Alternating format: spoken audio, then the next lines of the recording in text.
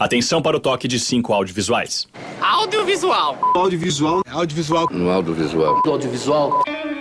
Hoje veremos o relato daqueles que não têm voz, dos excluídos, dos escondidos, dos baixo-orçamentários, dos marginais, daqueles que discutem cinema no boteco sujo até as 4 da manhã, daqueles que só usam VHS por uma questão de princípio, ou daqueles que só usam VHS por uma questão de orçamento. O programa de hoje vai falar de filmes que você provavelmente não viu. Filmes que nem a gente viu. Filmes que só gente como Paolo Gregori viu. O audiovisual sem dinheiro, sem glamour, sem público, mas que juramos que é legal.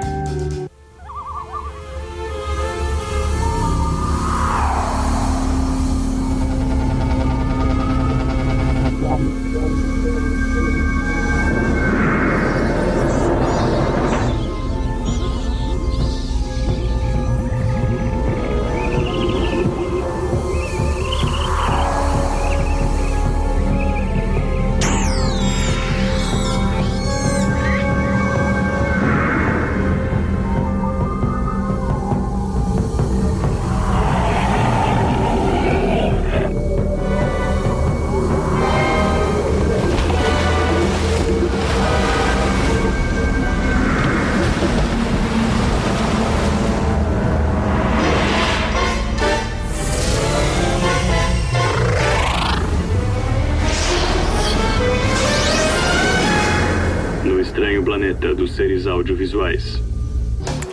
Oi, no estranho planeta dos seres audiovisuais de hoje, vamos ver o que dá pra fazer com o mínimo. Em tese, com imagens acompanhadas de som, você já tem um produto audiovisual. Mas será que se juntar qualquer som com qualquer imagem, isso já funciona?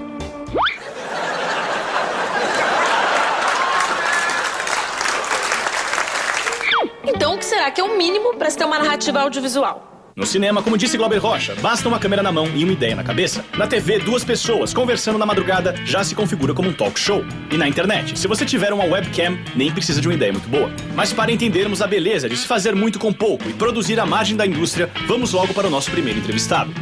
E para a primeira entrevista do programa, vamos chamar alguém que está à margem de verdade. Alguém de quem você nunca ouviu falar. Um dos nossos heróis, Paolo Gregori. Também conhecido por aí como Paulo Lustig.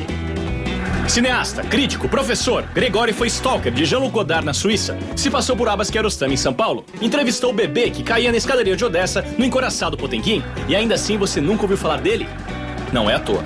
O que a gente pode distinguir eventualmente é uma divisão que eu faço, que eu costumo falar muito, é a divisão entre o cinema de galpão industrial e o cinema de fundo de quintal. Essa questão do galpão e do quintal passa por uma coisa de você fazer filme com ou sem dinheiro. Eu prefiro ainda ficar fazendo um cinema de fundo de quintal porque ele te dá mais liberdade. O limite da independência é você fazer filme a qualquer custo. O Joris Ivens, né? O Joris Ivens, documentarista holandês, falava isso, cara. Se você tem vontade, quer fazer, faça. E a diferença, né, de você fazer esse tipo de cinema, né, que é esse divertido, provocativo, é que ele deixa marcas indeléveis no espectador, né? Quer dizer, um filme insosso, pasteurizado, bobo. O cara assiste, vai embora, acabou. Né? Agora você criando essa obra diferenciada, mais forte, poderosa, isso marca mais os espectadores. Existe uma história subterrânea do cinema. São cineastas e filmes que a gente não conhece, não tem acesso por uma série de razões, mas que quem tem se sente muito, muito recompensado, por assim dizer, né? That's it. A história subterrânea, na realidade, está muito nessas fitas. Tem muita coisa. Eu teria que pegar umas fitas para ver e falar para vocês. Você quer saber de história subterrânea do cinema? Berlin um die Ecke, Gerhard Klein, cara censurado, proibido na Alemanha, caiu no esquecimento. Passa isso aí lá no seu programa. Tem VHS lá ainda? É possível?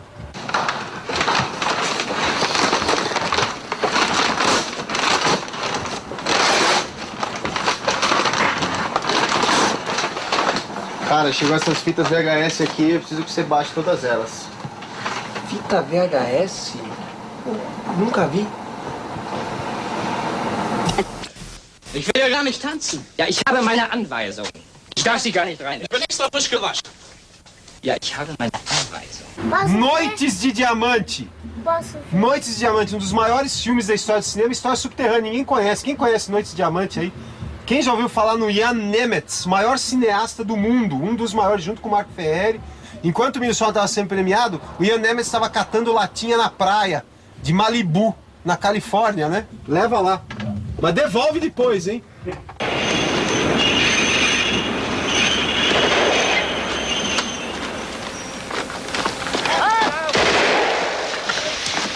A Besta da Caverna Assombrada. Você vai falar, esse cara é louco. Simplesmente o maior cineasta americano de todos os tempos. E ensinou cinema, é o Monty Hellman. Ninguém nunca ouviu falar, história subterrânea. Ensinou cinema pro Coppola, pro George Lucas, pro Spielberg, pro Jack Nicholson, pra todo mundo, cara. Herman Jones, A Day of Fury. É o filme que antecipa a história. Pega a fita, Lourenço. Dá lá depois pra eles. Esse é o pré-Dogma. 10 anos antes do Dogma aparecer, o cara tinha feito um filme na linha do Dogma.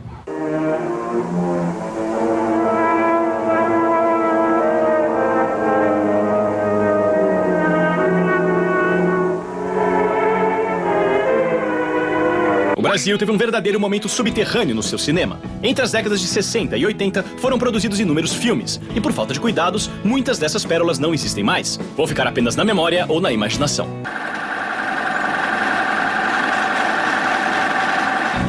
Esse cinema foi batizado de marginal. Não porque o produzia, e sim porque o invejava por seu aspecto independente, caótico, subversivo, provocador e basicamente feito da maneira que era possível. E muitas das coisas que a gente gosta foram feitas com pouco. E daí surge uma questão curiosa: o marginal e o herói. Daí a curiosa frase imortalizada pelo artista plástico Hélio Oiticica. Seja marginal, seja herói. O marginal herói? Que tipo de filme seria esse?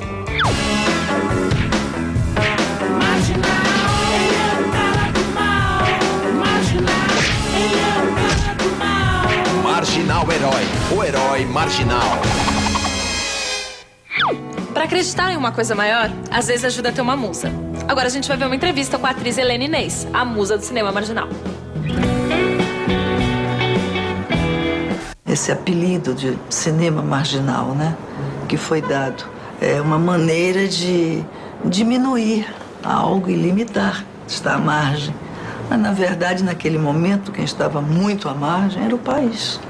Esse surto criativo, essa quantidade de coisas boas acontecendo, foi a crise, não é? Foi a ditadura militar. Então, tudo isso deu uma colisão, né? Um pensamento que eram de todas as pessoas que não estavam incluídas naquele momento tenebroso político. Isso tudo para o cinema, para a arte, foi, acho que, fantástico, né? Há muito tempo que eu não circulo. Correram boatos que eu estava fazendo um retiro espiritual num pico nevado na Cordilheira dos Andes. Mas eu tinha ido assistir o parto da minha cunhada em Belo Horizonte. Meu nome é Janete Jane. Ser marginal, ser herói, né, era válido. Mas essa alcunha veio de fora, veio de quem queria realmente marginalizar. O que não foi feito de cinema chamado marginal naquele momento não existiu. É de péssima qualidade e acabou. Hoje é uma honra ser antropofágico e marginal.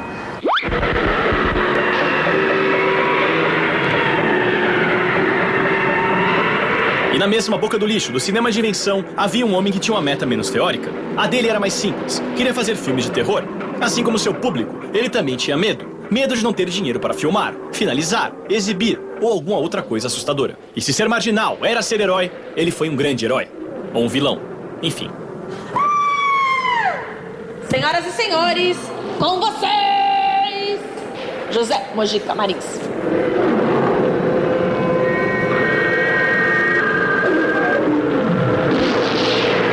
O meu cinema foi considerado marginal e cinema de invenção, né? Que a gente tinha aqui o que era chamado da boca do lixo, a boca do cinema, né? O pessoal vinha para aprender a fazer cinema. Fazer cinema sem aquelas bases da Vera Cruz. E aqui era um cinema de raça, um cinema na mão, né? Um cinema onde você punha película, mas tinha que estar torcendo para não ter que repetir 2 vezes. Não permitirei que a beleza de vocês seja ultrajada pelo tempo. Não permitirei que deem filhos para a continuidade de uma espécie mesquinha e sanguinária. Aceitaremos o seu conselho. Mas o pessoal não pensava em prêmio. O outro errava, ele dava um jeito de pôr realmente um enxerte no caminho e prosseguia a fita. Eu mesmo fiz isso, ensinei muita gente a fazer isso, que era o cinema econômico. Ninguém procurava verba do Estado, verba federal, Lei Rouanet, juntava uma banca de jornal, um restaurante, uma livraria, um açougue. Cada um dava um pouco e fazia um tipo de cotas. E no passado a gente pedia para os técnicos colaborarem, atores colaborar. Você vai pegar um cara, um técnico de hoje, o cara já fala, não, porque na fita Central do Brasil eu ganhei tanto, Cidade de Deus foi tanto, né? Então o filme encareceu por essa parte. No passado ele se tornava um pouco mais barato porque as pessoas colaboravam e aceitavam aquele sanduíche de pão com mortandela. Não perca o próximo bloco. Conheceremos mais do cinema desconhecido de Eduardo Belmonte e Jefferson D. E como será que o marginal herói escapará dessa enrascada?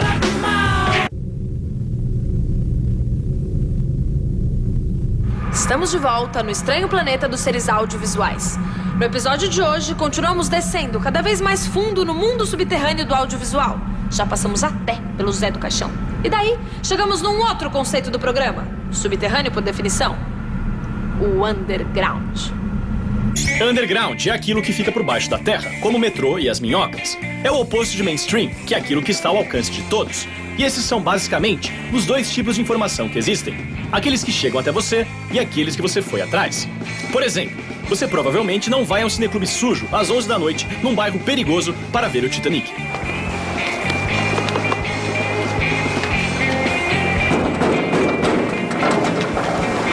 Bom filme, hein?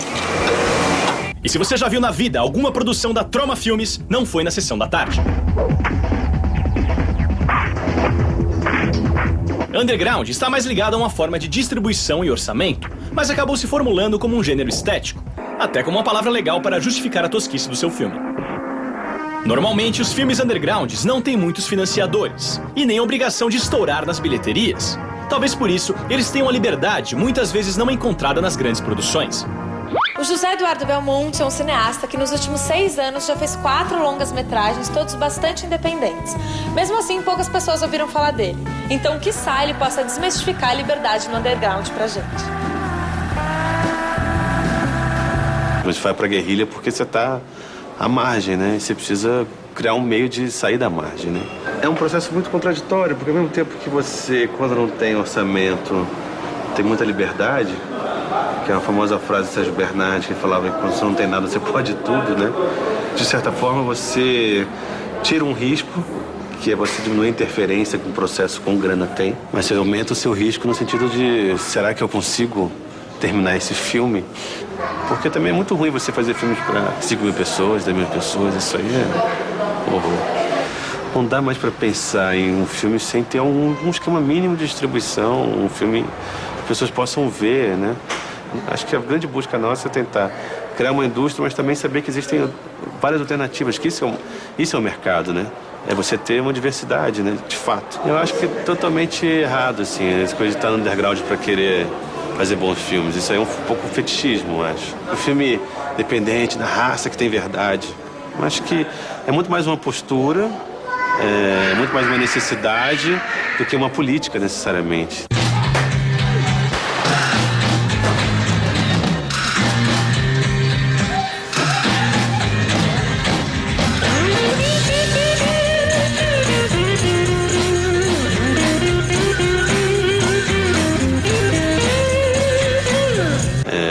Pelo contrário, o underground tem muita porcaria também, como ter cinema comercial. Ninguém sobrevive de cinema sendo underground a vida toda, entendeu? E você paga um preço pela marginalidade também, que não sei se vale a pena. Não sei se eu quero morrer cedo, entendeu? Como boa parte dos grandes marginais que viviam, assim, num estado de convulsão, né? O que eu procuro não é exatamente fazer o underground. Eu acho que, às vezes, eu procuro o underground porque ele me renova, eu procuro a guerrilha porque ela me renova, mas não acho que isso pode ser uma meta porque ninguém se sustenta também, né? Como diz Belmonte, o underground pode não ser o desejo de todos, mas é uma maneira possível de se fazer cinema, mesmo que subterrâneo. E sendo um pouco otimista, às vezes a dificuldade captura o que é essencial para um filme. Num país como o nosso, dificuldade não parece muito atraente. Mas em países muito ricos, ela pode ser uma espécie de penitência audiovisual. Na Dinamarca, em 1995, foi criado o Manifesto Dogma, que fazia uma série de restrições para se buscar o filme essencial. E a Ana vai enumerá-las para nós. 1. Filmagens devem ser feitas em locação. Objetos e cenários não devem ser produzidos. 2. Sempre deve ser usado som direto. 3. A câmera deve ser feita na mão. 4. O filme deve ser colorido e sem iluminação artificial. 5. O filme não deve conter ações superficiais, como armas e assassinatos. 6. O filme não pode ser de época. 7. O diretor não deve ser creditado e a cópia final deve ser em 35mm. Corta! Isso, em locação, sem ação dramática superficial, som direto, câmera na mão, ótimo, gutural. Ah! Bem, talvez tenha faltado um dinamarquês pelado.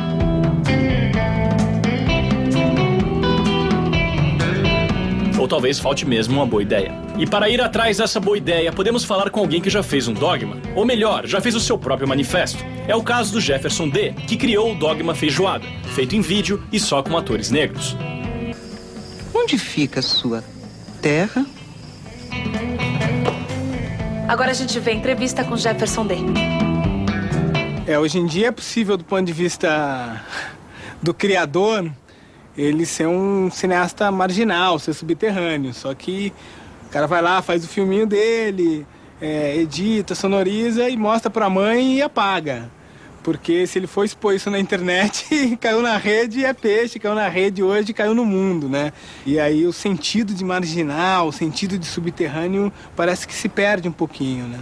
Eu tô chegando agora para fazer um longa-metragem no momento em que a palavra diversidade é a palavra da moda. Né? Toda vez que a gente fala diretor de cinema, a gente logo já imagina aquele cara branco, com 3º grau completo, da classe A ou classe B, morador do Rio de Janeiro ou São Paulo, supostamente heterossexual, né? Então tem toda uma criação que se faz. No momento em que tem gente do Rio Grande do Sul fazendo longa-metragem, tem gente de Recife fazendo longa-metragem, tem um número muito maior de mulheres nos últimos 10 anos fazendo filmes, enfim.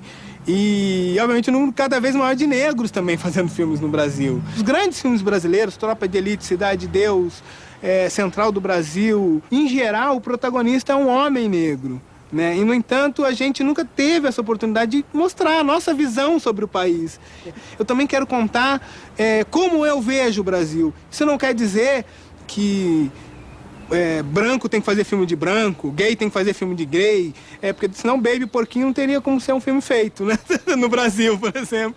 O artista do underground é aquele cara que não teve oportunidade, que não batalhou pela oportunidade de estar tendo seu filme exibido, tendo seu filme produzido de uma maneira mais digna, né? Então, eu acho muito conformista a ideia do underground. Eu, se Deus quiser, eu quero com o cinema conseguir comprar um iate, enfim, viajar para o exterior. Hoje em dia eu quero fazer filme com boas condições, com grandes atores, com grandes canções. Eu quero que meus amigos da periferia vejam meu filme. Daqui a pouco, o underground sai do underground, quando falamos sobre um tema polêmico para se jogar na mesa, a exibição. Estamos no 3º bloco do estranho planeta dos seres audiovisuais. Entre undergrounds, independentes, marginais, desfavorecidos, dogmas, inventores e subterrâneos, e não vamos dizer quem é quem, já falamos com diversos realizadores. Muita gente fazendo muitos filmes. Sim, Ana, mas nenhum entrevistado é tão subterrâneo quanto o nosso próximo entrevistado. Este é o único registro do cineasta búlgaro radicado na Estônia, Laszlo Borman. Seus filmes são proibidos em mais de 15 países. São filmes com cenas fortes demais para o público convencional. Filmes verdadeiramente subversivos. Nunca foram exibidos fora da Academia de Zagreb. Nem Paolo Gregório os viu. Ninguém os viu. Porque Laszlo Borman queimou todas as cópias. Sim, ele é absolutamente underground. Ele até cortou sua própria língua no último filme. E por isso não pode nos dar a próxima entrevista. Então vamos dar tchau para Laszlo Borman. Tchau, tchau. O André Gatti é um historiador de cinema muito focado na distribuição. E ele não é nem um pouco empolgado com esse papo de cinema subterrâneo.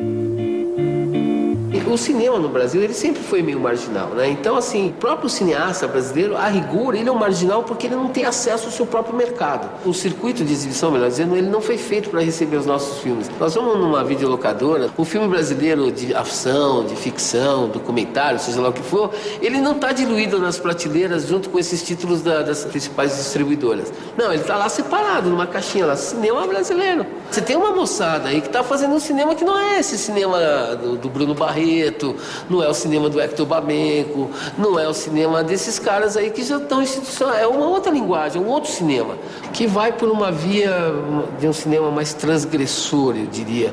Porque marginal, nem todos eles são exatamente, porque eles já foram assimilados pelo sistema. Na medida em que o sujeito pega um dinheiro de um recurso de uma lei do audiovisual, esse sujeito já não é mais aquele sujeito tão extemporâneo ao sistema. Ele tem que ter uma CNPJ, ele não pode ter débitos junto ao Estado, ele não pode ter sido preso, esse tipo de coisa. Quer dizer, então, essa coisa do cinema marginal, realmente ela está numa encruzilhada, melhor dizendo. As leis de incentivo, elas criaram um mecanismo viciado, onde o filme não precisa se resolver na economia de mercado. Eu acho que o filme que não precisa se resolver na economia de mercado é o filme experimental, é o filme de curta-metragem que vocês fazem. Esse filme não é para ser resolvido na órbita do mercado, digamos assim. Existe uma crise que está posta no cinema brasileiro e que os cineastas, os realizadores, o Estado faz de conta que não está acontecendo. Nós temos um estoque de filmes muito grande aí já prontos, finalizados, que não tem como ser, esses filmes não tem como ir ao mercado, porque não tem distribuidor, não tem exibidor, não tem nada. E fora isso, tem um monte de gente que está produzindo também.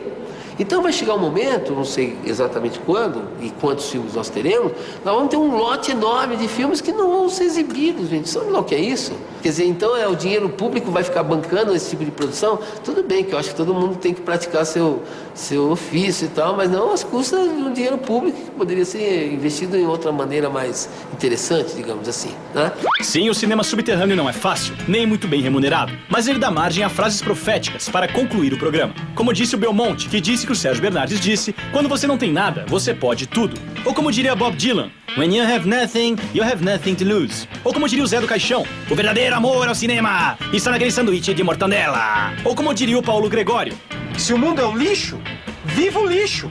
E aí o cinema marginal, que sempre foi lixo, atingiu um status gigantesco. E para concluir o nosso programa de forma verdadeiramente underground, vamos entrevistar alguém que ninguém conhece e nem vai conhecer. Eu mandei buscar na Bahia pra ficar aqui, não pode ter nervo na turma não, mano. Aí, pode vir pra cá, Cacilda? Não vou, tchau.